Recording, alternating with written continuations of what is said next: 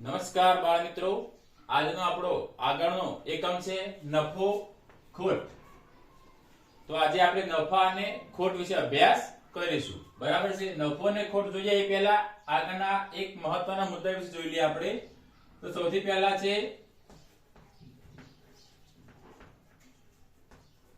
ખરીદ કિંમત. બરાબર છે. પછી એના પછી આવે છે ખરાજાત. એના પછી આવે છે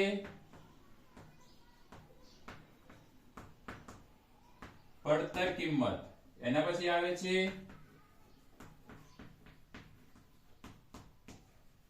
વેચાણ કિંમત. એના પછી આવશે નફો અને એના પછી આવશે ખોટ.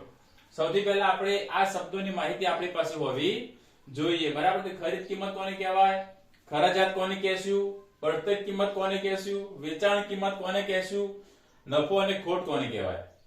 તો ખરીદ કિંમત, તો સૌથી પહેલા આપણે જે કિંમતે વસ્તુની ખરીદી, વસ્તુની ખરીદ કિંમત ટૂંકમાં વ્યાખ્યા જોઈ લઈએ.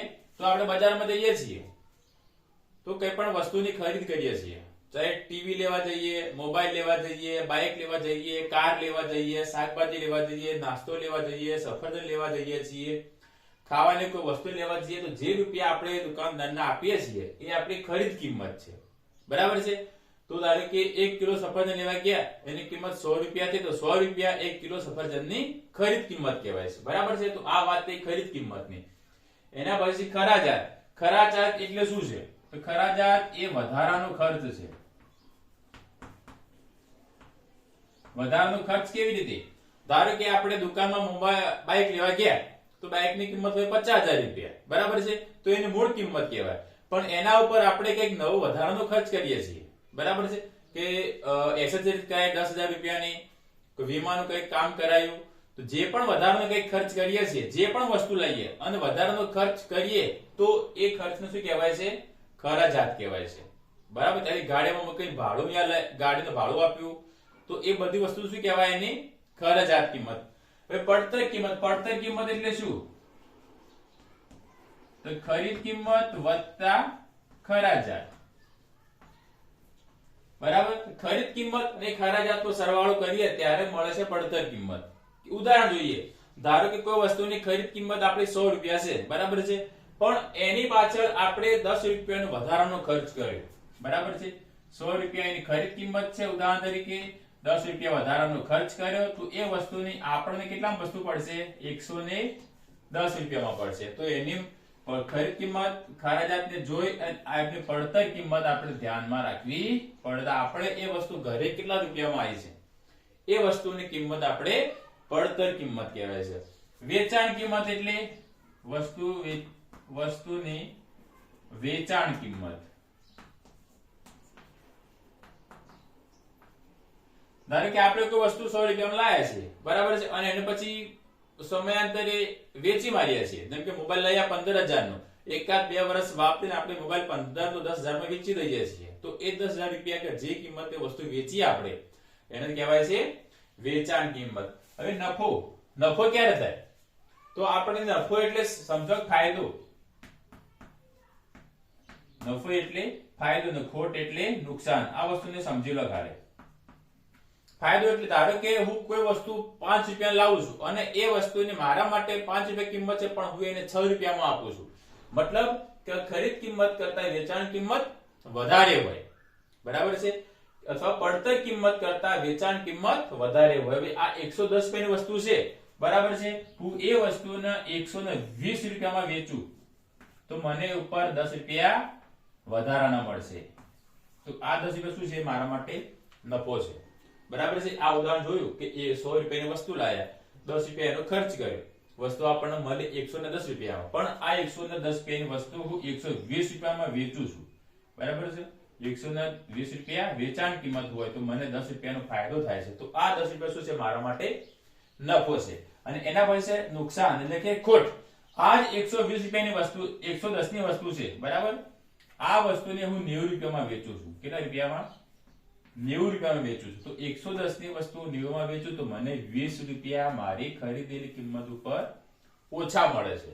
કે જે વસ્તુ હું 110 માં લાવ્યો તો એ વસ્તુ હું 90 માં વેચું તો મને મારી પડતર કિંમત ઉપર 20 રૂપિયા ઓછા મળે છે. તો આ 20 રૂપિયા શું છે મારા માટે નુકસાન છે, એટલે કે ખોટ છે. મતલબ ખોટ બરાબર વેચાણ કિંમત કરતા પડતર કિંમત ઓછી હોય, એટલે બરાબર છે. વેચાણ કિંમત કરતા પડતર કિંમત કરતા વેચાણ કિંમત અને વેચાણ કિંમત કરતા પડતર કિંમત, આ બંને ઉપર આપણો નફો અને ખોટનો જો અહીંયા પડતર કિંમત કેટલી હતી 110 રૂપિયા, એના કરતા વેચાણ કિંમત વધારે હતી. તો પડતર કિંમત કરતા વેચાણ કિંમત વધારે હોય તો મને 10 રૂપિયા નફો થાય છે, અને પડતર કિંમત કરતા વેચાણ કિંમત ઓછી હોય તો મને 20 રૂપિયા ખોટ જાય છે. તો આ વાત થઈ નફો અને ખોટ. હવે એના દાખલાની ગણતરી કરીએ આપણે.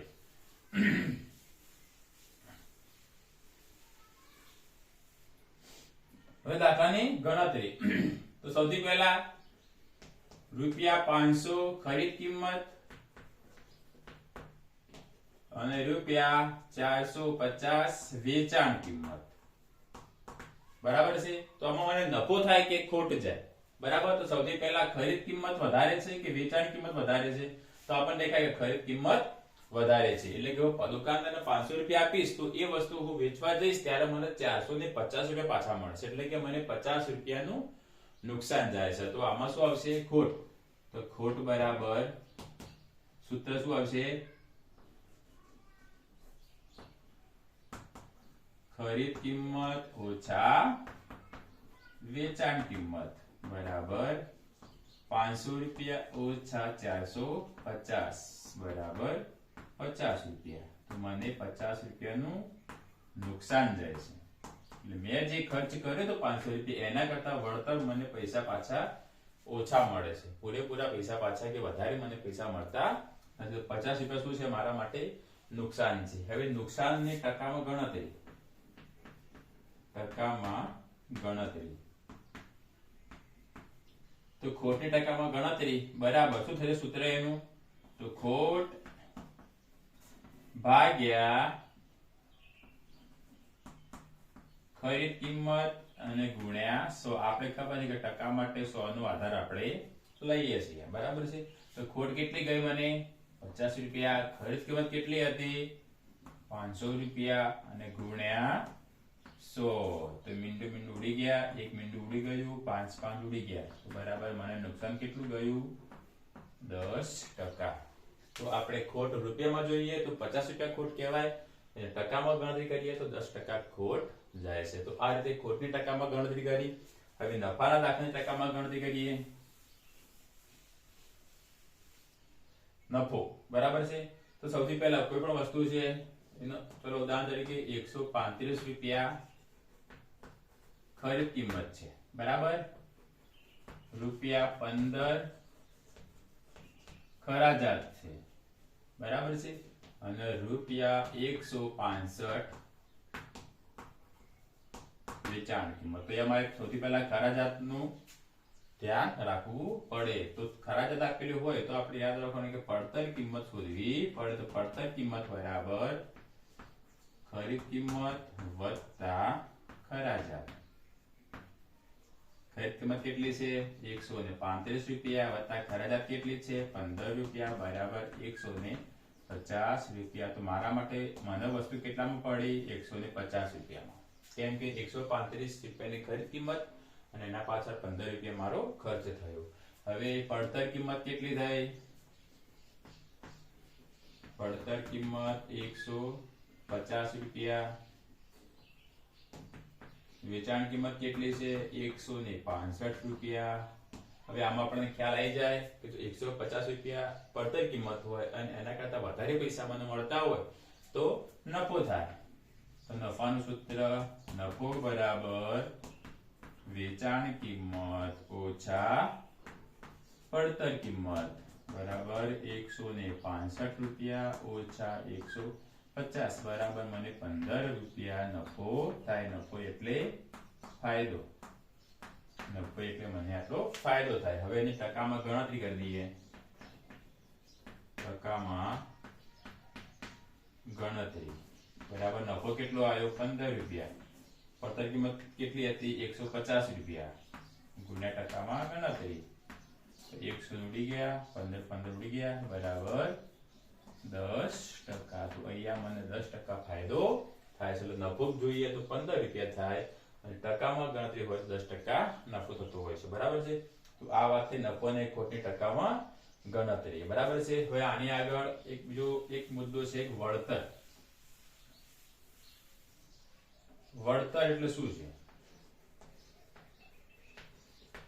વળતર એટલે આપણે જે પણ છાપેલી કિંમત હોય, બરાબર છે, ધારો કે છાપેલી કિંમત આપણા માટે 100 રૂપિયા છે, બરાબર છે, અને દુકાનદાર આપણને એટલે કે વેચે છે, આપણે ખરીદીએ છીએ, દુકાનદાર વેચે છે, તો એ વસ્તુ દુકાનદાર આપણને 80 રૂપિયામાં આપે છે. તો કેટલા રૂપિયા દુકાનદારે ઓછા લીધા? તો આપણે જોઈ લઈએ કે 100 ઓછા 80 કરીએ બરાબર 20 રૂપિયા દુકાનદારે આપણી જોડેથી ઓછા લીધા. તો આ 20 રૂપિયા આપણા માટે શું થયું? વળતર કહેવાય. આ 20 રૂપિયા આપણા માટે વળતર કહેવાય છે. હવે વળતરની ટકામાં ગણતરી કરવી હોય તો વળતરની ટકામાં ગણતરી કેવી થાય? તો વળતર કેટલું હતું? 20 રૂપિયા.